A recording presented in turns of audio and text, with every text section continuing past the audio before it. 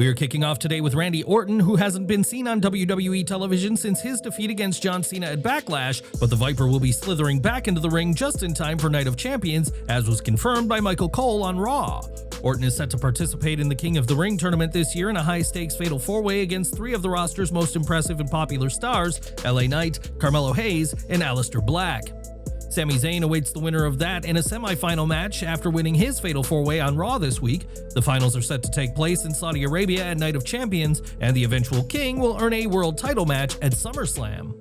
On the other side of the bracket, Cody Rhodes, Damian Priest, Andrade, and Shinsuke Nakamura will compete in the SmackDown Fatal 4-Way, while Sheamus, Rusev, Bronson Reed, and a mystery opponent make up the Raw side to round out the star-studded tournament. That opens up the possibility of a dream final between former Legacy members in Rhodes and Orton, which is a match that fans have wanted to see ever since the American Nightmare returned to the company. Rhodes recently told Billboard that he's open to the match and believes it could be better than some of his iconic WWE matches against the likes of Roman Reigns and Brock Lesnar, with this potentially being his route back to the undisputed WWE title. What do you think? Are we heading toward a blockbuster Orton vs. Rhodes showdown at SummerSlam, or will someone else step up and change the narrative? Let us know your thoughts in the comments.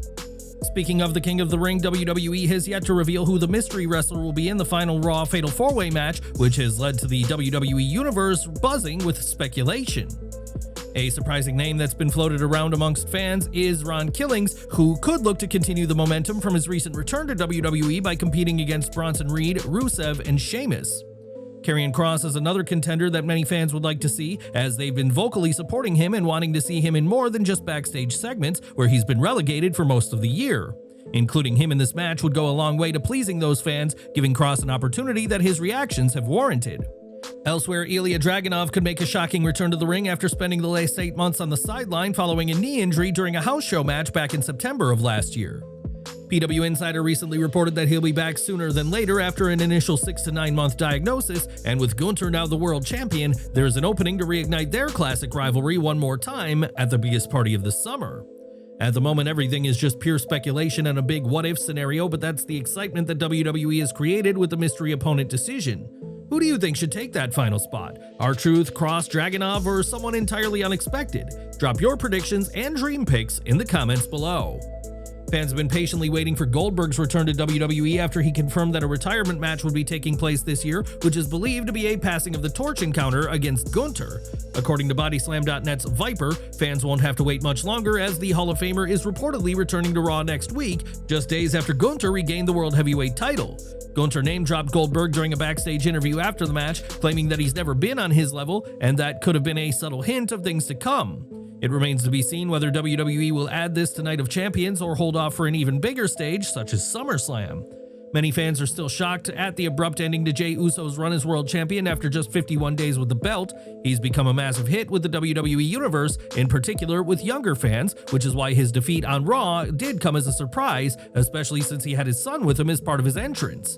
While fans were upset to see him lose the title, they might be getting plenty to cheer about around the corner, as Corey Hayes of Bodyslam.net has reported that WWE is reportedly considering reuniting the Usos. Now that Jey is out of the world title picture, an opening has been provided for the legendary tag team to be brought back together, which is a decision that could rock the tag team division to its core. There were rumblings that WWE was looking to pair the Usos back together sometime this year, and with Jey dropping the World Heavyweight Championship, it's looking like that could be the direction. The question is, how does WWE get them back together in a story on TV? An Usos reunion is something that is sure to be popular and would inject a fresh change of pace for both men after a period of working as single stars.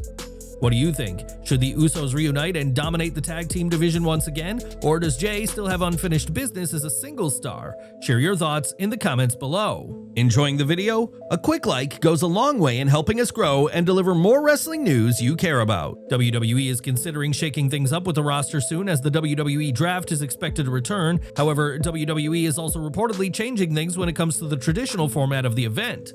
According to Bodyslam.net's Corey Hayes and Viper, the WWE Draft will take place later this year, likely after SummerSlam, during the season premiere episodes of Raw and SmackDown in September.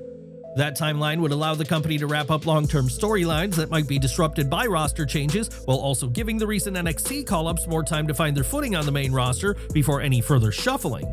On paper, that sounds strategic, but not everyone is excited. In fact, a major section of the wrestling fan base isn't particularly interested in the draft, and here's why.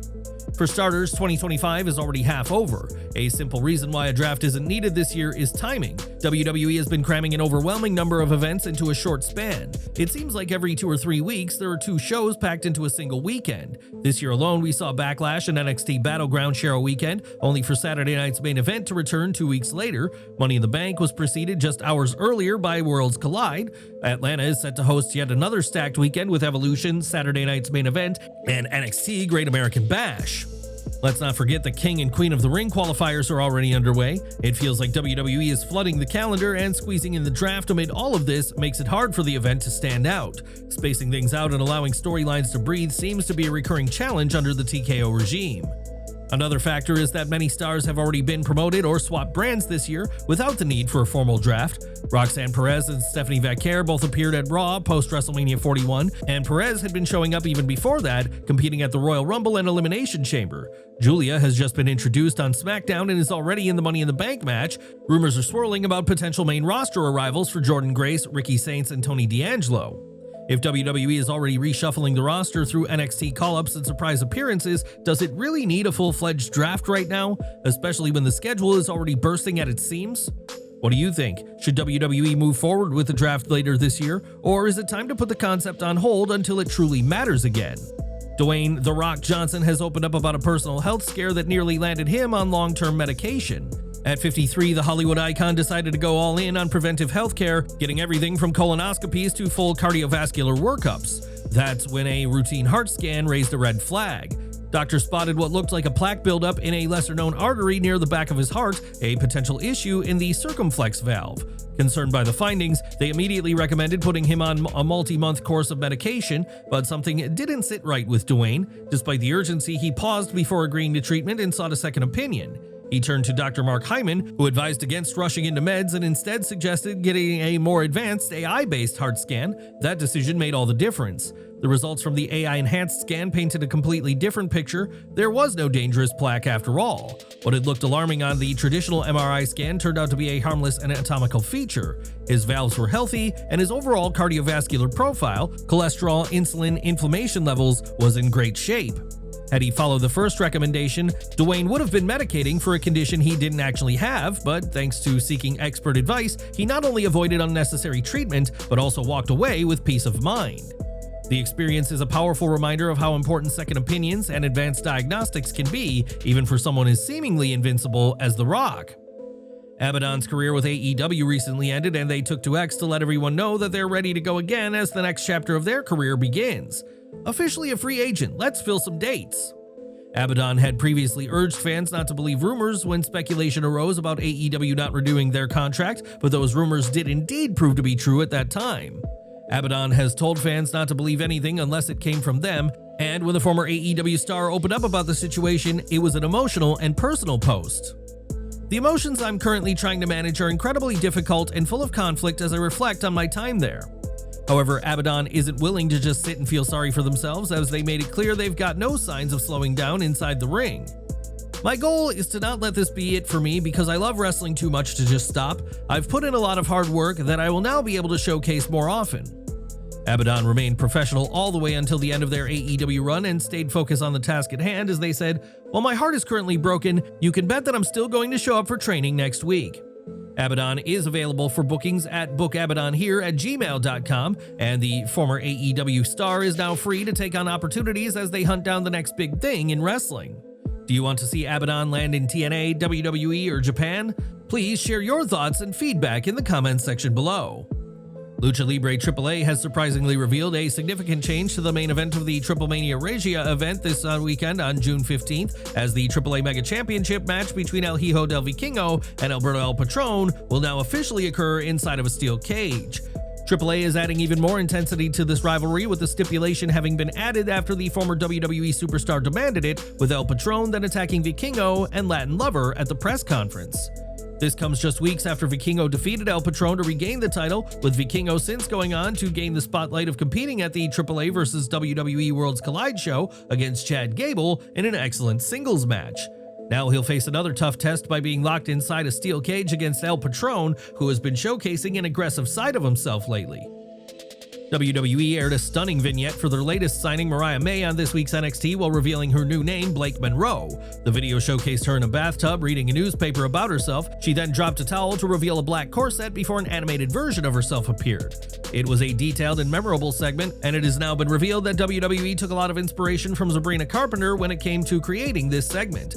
The iconic pop star often comes out on stage wearing a bathrobe while she is seen reading a newspaper in one of her music videos, with the headline being, "Sabrina loves to be on top."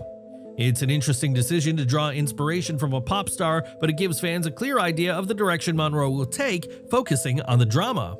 However, not everyone has been dazzled by Monroe at this point, as Lash legend made clear during an appearance on Busted Open After Dark, where she was adamant that she won't be outshone by the shiny toy that's arrived in NXT. Legend believes that consistency rather than hype leads to long-term success in WWE, and she feels she's providing this. Monroe will appear live on NXT next week as she signs her official contract, and then it'll be up to her to prove that she can live up to the hype surrounding her after leaving AEW. What do you think? Can Monroe turn the hype into staying power, or will Lash legend prove that the spotlight doesn't shine forever on the new kids? Sound off in the comments below. Now, Zoey Stark provided an injury update on June 9th, and it was unfortunately not a positive one, as the situation appears to be worse than first expected. She uploaded a video of herself in the hospital as she confirmed her ACL, MCL, and meniscus are all torn, with the scheduled surgery taking 3.5 hours instead of the planned 2, highlighting just how much work had to be done.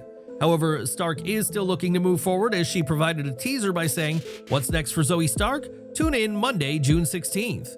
While the severity of her injury is a tough blow, her message hints that this is far from the end of her story. With a cryptic promise to reveal what's next on June 16th, it's clear Stark is already focused on the road ahead, proving once again that resilience is her strongest attribute. And speaking of rising stars catching major attention, WWE has reportedly taken notice of TNA's Mike Santana. His recent match against Tavion Heights, following an impactful showing alongside Trick Williams, has earned him high praise with the company. According to PW Insider, there's been considerable internal discussion about Santana in NXT, with WWE showing strong interest in utilizing him further. Elsewhere, details regarding the IInspiration surprise return to TNA Wrestling and Against All Odds have been revealed, as Fightful Select confirmed the pair signed their new contracts at least 1 week before their appearance during the kickoff show. Sources have revealed that the deals are under 1 year in length, with the option to mutually extend if all sides are happy. TNA had been teasing their return for some time in the build-up toward the show, and the big moment came after Ash by Elegance and Heather by Elegance retained their Knockouts World Tag Team titles, with the former WWE duo immediately walking out to a big pop as they put the champions on notice. AEW news now, as Warner Bros. Discovery has announced plans to split its entertainment empire into 2 publicly traded companies by mid-2026. One of the new entities, Global Networks, will house networks like TNT, AEW's current broadcast home. The second company, Streaming and Studios, will include HBO and HBO Max and will be overseen by David Zaslav, a name Tony Khan frequently brings up when talking about AEW's media future. Despite the shakeup, fans have little reason to worry. AEW's broadcast deal with WBD is secure through 2027, with an option to extend an additional year. So regardless of the restructuring, AEW isn't going anywhere anytime soon.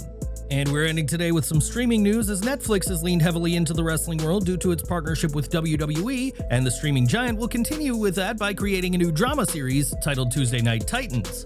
According to Deadline, this will be a nod to the classic 1980s WWF talk show that was hosted by Vince McMahon, and it'll give focus on the life behind the curtain and how desperate everyone is to try and make their mark on the industry.